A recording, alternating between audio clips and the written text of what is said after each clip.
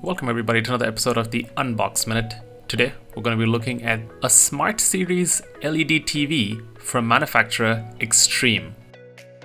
So this is a budget TV in the 43-inch screen size. The specific model number is the MF4300S.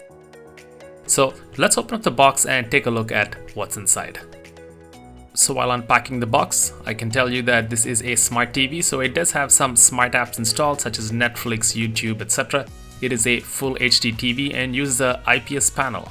The only included piece of kit is the remote, and here is a quick look of that remote. And now that we have the box open, let's take a look at the TV. As you can see, pretty straightforward. As mentioned, this is a budget TV. It runs on a Linux OS.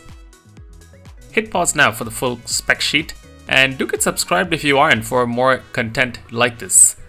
Do like and share this with your friends, and see you in the next one.